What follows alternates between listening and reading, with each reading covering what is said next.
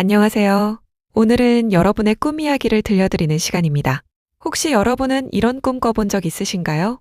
누군가 나를 계속 쫓아오는데 아무리 뛰어도 도망쳐지지 않는 꿈. 뒤를 돌아보면 분명 누군가가 있는데 말입니다.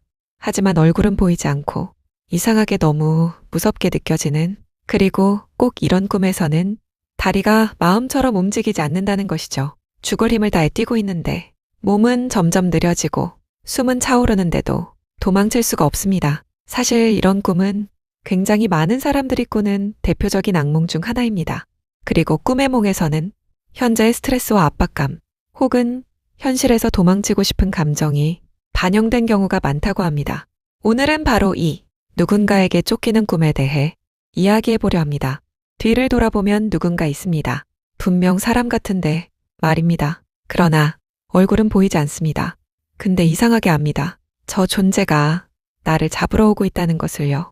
그리고 꼭 그런 꿈에서는 다리가 마음처럼 움직이지 않는다는 것을 알고 있으면서도 분명 죽을 힘을 다해 뛰고 있는데도 몸은 점점 느려지고 마치 무거운 돌을 매단 것처럼 숨은 차오르죠. 미칠 것 같습니다.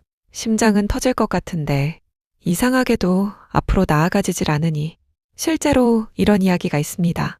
한 회사원이 있었는데 평범한 직장인이었죠. 아침 일찍 출근하고 늦은 밤 퇴근하는 생활. 처음엔 버틸만 하다고 생각했습니다.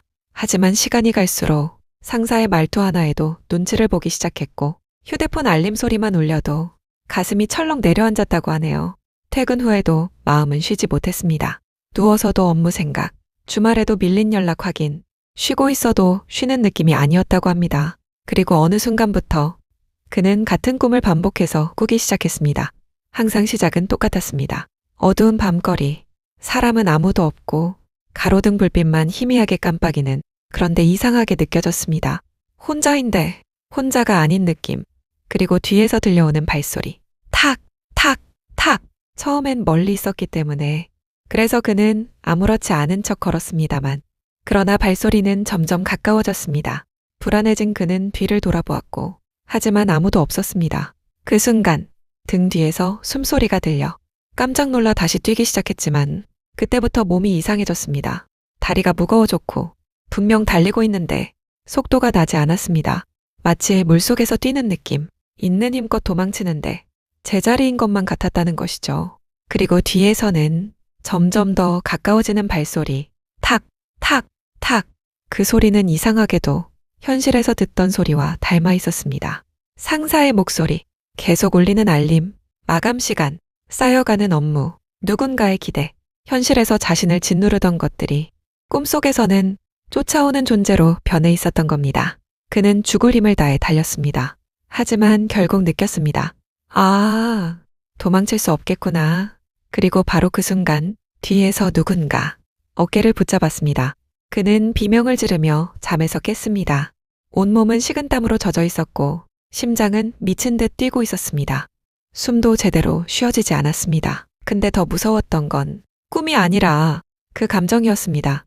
쫓기고 있다는 느낌, 압박당하고 있다는 느낌, 어딘가로 도망치고 싶었던 감정. 그건 꿈속에서 갑자기 생긴 게 아니었습니다. 현실에서 이미 오랫동안 쌓여왔던 감정이었습니다. 꿈에서 누군가에게 쫓기는 장면은 실제로 굉장히 많은 사람들이 꾸는 대표적인 악몽입니다. 그리고 대부분의 경우 현재의 스트레스와 압박감이 반영된 꿈이라고 합니다.